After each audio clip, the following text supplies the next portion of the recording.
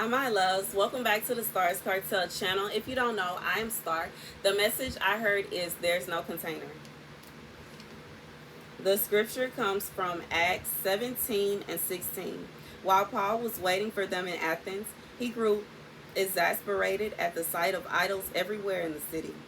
In the synagogue, he used to hold discussions with the Jews and those sympathetic to Judaism, as well as daily debates in the public square with ordinary passers-by.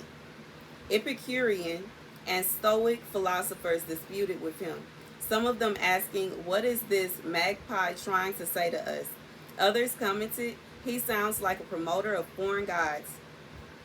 Because he was heard to speak of Jesus and the resurrection, they then led him off the Areopagus, saying, "We are curious to know what this new teaching is that you propose. You are introducing subjects unfamiliar to us. We would like to know what it is all about." Indeed, all the Athenian citizens, as well as the foreigners who lived there, loved nothing more than to tell about or listen to something new.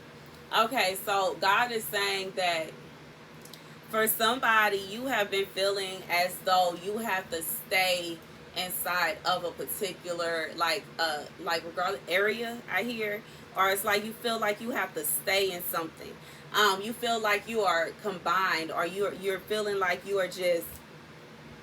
But I'm thinking about how I put these little things, these little plastic globes on top of the seedlings, so that they can. It helps it to easier. It's easier for them to grow if it's a greenhouse. And you know, I have a greenhouse. I don't know if I already said that I bought a new greenhouse, but at the moment, you know, I wasn't able to use it because of my injury. Okay, as soon as I got the dang greenhouse, I hurt my foot. But anyways, and then on top of that, I kind of want to wait. I'm gonna wait. I'm gonna be patient. But I just feel like you know, God is saying that you felt like you were inside of this globe. And you know, something that about these little things is when the seedling sprouts and it starts to get to a certain height, you have to take this off, because if you don't, it can burn the leaves. And I'm saying this to say, if you don't know what leaves do, the leaves is what pulls the sun into the plant and gives it that, provides it with energy. And God is saying for somebody, you have gotten to a point to where you feel like you are inside one of these things. Okay, like you feel like you're in here and that you can't come up. And it's just like I've been looking at my lemon balm, and my lemon balm is growing slowly. And I don't know if it just grow like that, or like if it's just like take a longer time to grow, what's going on with it. But it's been in the globe for the longest. Like everything else is out the globe. Everything else that came out the globe but the lemon balm. And I feel like God is saying for somebody, it's like you are remaining stagnant. And you're remaining stagnant because you believe that you are stuck under a globe. You believe that you are smaller than what you are. Okay, so it could be a situation where you believe, what you feel in your heart. You feel like you are still a seed that has just been planted. And God says you have already sprouted, and you're growing, and it's like you're getting to the point to where you are like you're right there to where you're about to burst out the globe. And every time you get ready to burst out the globe, you yourself, it's like you contain your energy to ensure that you don't get out. And I don't know if this is somebody God has called for you to be. I hear God saying famous for somebody. You are called to be famous. You are called to be well known. You are called to bring glory to His kingdom. But you are scared. Okay, you might be shy like your girl, and you might be the kind of person where it's kind of like okay, and God puts you up to it, you know.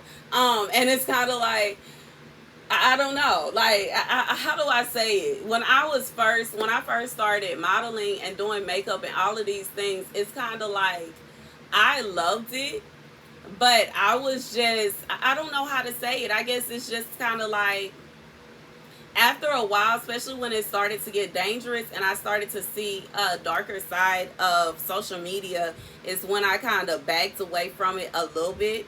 But in reality, this is just, I just feel like this is a whole different ball game, because it's one thing for people to know you for something like modeling or doing makeup or something like that, but to be known for, to be known as a prophet, it can be so scary. And to me, it's a lot of pressure, because I'm expected to be perfect. I'm expected to do everything like a certain kind of way. And it's not to say that I don't put forth effort to do so. It's not to say that I'm just deliberately out here trying my best to wreak havoc in the streets. I am not. I spend 90% of my time, probably really more so 98% of my time in the house. I'm not I don't really go very many places like that. And even when it's like a situation when I want to do something, I still kind of don't. Like, I wanted to go see the Barbie movie, but I still didn't want to go because I was like, oh man, it's going to be a bunch of people up there. It's going to be a lot of people. I already know. I'm going to let it shit. I'm just being real and I'm just being honest. But, yeah. And I don't know. It's just like, I don't know. It just, especially after my experience before of like, the different things that have happened. I've had people trying to kidnap me. I've had people try to harm me. I've had people actually steal my, what did they stole my car. And I think that was the first attempt. But I called an Uber immediately. So it was no, like, they may have expected me to be walking around looking for my car, but I wasn't about to do that. As soon as I saw my car wasn't where I left it, I decided to call the Uber and get up out of there. And the second time, they didn't know I had a car, okay, because they stole the first one. But your girl bounced back, okay. And I already talked to y'all about that, how I swang the Cadillac through downtown. But it's just, after seeing how crazy some people are, as wonderful as I've had wonderful experiences. There was a time I went to a racetrack for my birthday, and I had a few people come up to me and ask for pictures. Somebody actually brought me a cupcake with a candle on it because I posted where I was at, and somebody did show. People showed up. People came. Okay. And that's what I learned about that, okay? When you got a certain amount of people following you, you should not be posted everywhere that you is at, okay? Because people will pull up, okay? But anyways, like I said, that was a positive experience. And and you never know who else tried to show up, but I wasn't by myself, so it wasn't a situation where they would have been able to run up on me anyways, okay? But the people that came with good intentions, they came, and it was an actual positive experience. But that's just my own personal opinion on how I can understand how someone would put themselves in a position to where they are remaining under this globe. But God says that he has removed this globe, okay? He has removed the globe. And you don't have no choice but to grow. You have no choice. It's like it's nowhere else to go but up. You can't go back down, okay? Just like in a hydroponics, it's not like the plants can go back down and they can't go in the water. You can't go that way. You can't go left. You can't go right because you are where God has planted you. Your roots have already formed. Your roots are already there. And you have already gotten to a peak to where the globe has to come off. God says there is no more container. You are no longer going to be contained. He is releasing you. And for whoever this is for, he is going to make you well known and famous to people who have never seen you. People who have never heard your voice. People that have never saw your face. People that you would have never imagined.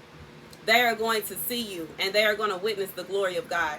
God says that he wants you to be shown. He is going to show you off. You are his child. Like, just how I have, like, the plants kind of, like, because it's my babies, okay? And it's like, God is like, it's my baby. This is mine. Look.